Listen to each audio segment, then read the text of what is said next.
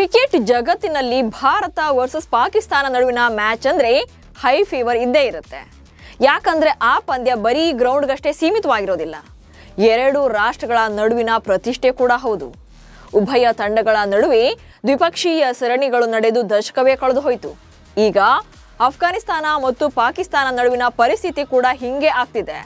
ಮುಂದಿನ ದಿನಗಳಲ್ಲಿ ಈ ರಾಷ್ಟ್ರಗಳ ನಡುವೆ ಕೂಡ ಸರಣಿಗಳು ನಡೆಯೋದೇ ಇಲ್ವೇನೋ ಅನ್ನುವಂತ ಅನುಮಾನ ಶುರುವಾಗಿದೆ. ಹಾಗಾದ್ರೆ ಏನಾಯ್ತು? ಈ ಬಗ್ಗೆ ನಮ್ಮ ಮಾಹಿತಿಯನ್ನ ಈ ವಿಡಿಯೋದಲ್ಲಿ ನೀಡ್ತೇನೆ. ನಾನು ಶಾಂತ, ನೀವು ಸುದ್ದಿಯಾನದ ಸಬ್ಸ್ಕ್ರೈಬರ್ ಆಗೋದಕ್ಕೆ ಮರಿಬೇಡಿ. ಪಾಕಿಸ್ತಾನ ಮತ್ತು ಅಫ್ಘಾನಿಸ್ತಾನ ನಡುವೆ ಸದ್ಯ ಮಿಲಿಟರಿ ಸಂಘರ್ಷ ಜೋರಾಗ್ತಾ ಇದೆ. ಒಂಥರ ವಾರ್ ಸಿಚುಯೇಷನ್ನೇ ಕ್ರಿಯೇಟ್ ಆಗಿದೆ. ಪಾಕಿಸ್ತಾನಿ ವಾಯುಪಡೆ ಅಫ್ಘಾನಿಸ್ತಾನದ ರಾಜಧಾನಿ ಕಾಬೂಲ್ ಮೇಲೆ ವೈಮಾನಿಕ ದಾಳಿ ನಡೆಸಿದೆ. ಅತ್ತ ತಾಲಿಬಾನಿಗಳು ಕೂಡ ಪಾಕಿಸ್ತಾನದ ಮೇಲೂ ಕೂಡ ಪ್ರತಿದಾಳಿಯನ್ನು ನಡೆಸ್ತಾ ಇದ್ದಾರೆ. ಇದೇ ಸಂಘರ್ಷ ಈಗ ಕ್ರಿಕೆಟ್ ಮೇಲೂ ಕೂಡ ಪರಿಣಾಮ ಬೀರುವಂತಹ ಸಾಧ್ಯತೆ ಇದೆ. ತ್ರಿಕೋನ ಸರಣಿಯಿಂದ ಅಫ್ಘಾನ್ ಟೀಮ್ ಡ್ರಾಪ್. ಅಫ್ಘಾನಿಸ್ತಾನ ಮತ್ತೆ ಪಾಕಿಸ್ತಾನ ನಡುವೆ ದಿನೇ ದಿನೇ ಉದ್ವಿಗ್ನ ಸ್ಥಿತಿ ನಿರ್ಮಾಣವಾಗ್ತಾ ಇದೆ. ಇದೇ ಎಫೆಕ್ಟ್ ಈಗ ಕ್ರಿಕೆಟ್ಗೂ ಕೂಡ ತಡ್ತಾ ಇದೆ. ಪಾಕಿಸ್ತಾನ ಕ್ರಿಕೆಟ್ ಮಂಡಳಿ ನವೆಂಬರ್ನಲ್ಲಿ ತ್ರಿಕೋನ ಸರಣಿಯನ್ನು ಆಯೋಜನೆ ಮಾಡೋಕೆ ಪ್ಲಾನ್ ಮಾಡಿದೆ. T20 ಮಾದರಿಯಲ್ಲಿ ನಡೆಯಲಿರುವಂತಹ ಈ ಸರಣಿಯಲ್ಲಿ ಪಾಕಿಸ್ತಾನ, ಅಫ್ಘಾನಿಸ್ತಾನ ಹಾಗೆ ಶ್ರೀಲಂಕಾ ತಂಡಗಳು ಭಾಗವಹಿಸಬೇಕಿತ್ತು. ಆದರೆ ಪಾಕಿಸ್ತಾನ ಕ್ರಿಕೆಟ್ ಮಂಡಳಿ ಅಂದ್ರೆ ಅಲ್ಲಿನ PCB ಅಧ್ಯಕ್ಷ ಮೊಯ್ಸಿನ್ ನಖ್ವಿ ಈಗ ಅಂತಾರಾಷ್ಟ್ರೀಯ ಕ್ರಿಕೆಟ್ ಕೌನ್ಸಿಲ್ ಅಂದ್ರೆ ICCಗೆ ಈ ಸರಣಿಗೆ ಪರ್ಯಾಯ ಯೋಜನೆಯನ್ನ ರೂಪಿಸುವಂತೆ ಕೇಳಿಕೊಂಡಿದ್ದಾರೆ.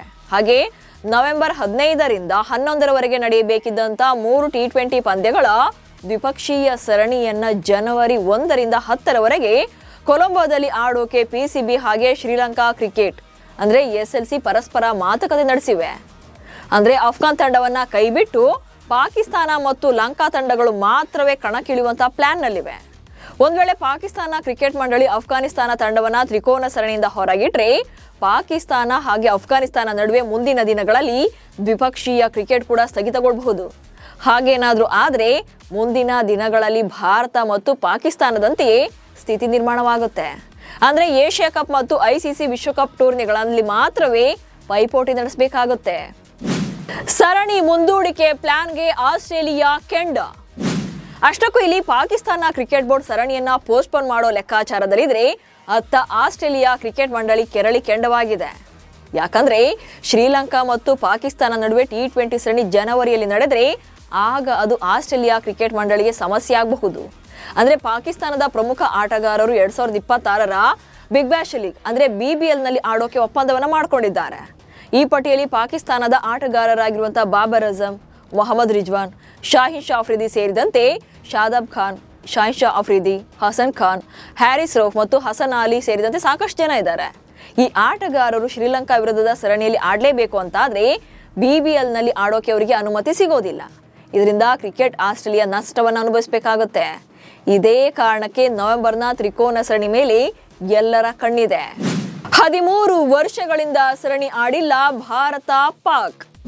ಇನ್ನು ಭಾರತ ಮತ್ತು ಪಾಕಿಸ್ತಾನ ನಡುವೆ ದೊಡ್ಡ ದೊಡ್ಡ ಇವೆಂಟ್ಗಳಲ್ಲಿ ಮಾತ್ರವೇ ಸದ್ಯ ಪಂದ್ಯಗಳು ನಡೀತಾ ಇರೋದು.